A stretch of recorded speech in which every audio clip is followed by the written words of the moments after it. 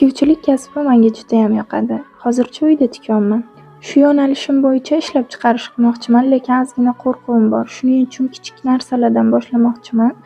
Kosmetika, shunga o'xshash kichkina narsalardan tikib sotmoqchiman. Bu narsalarni video qilib Instagramga qo'yib boraman. Necha pul xarajat ketdi, necha pul foyda ko'rdim, har bittasini qo'yib bormoqchiman. Shuning uchun 30 kunlik challenge boshladim. Bir oyda qancha foyda topaman, ko'ramiz. Bu narsa o'zimga ham juda ham qiziq bo'lyapti.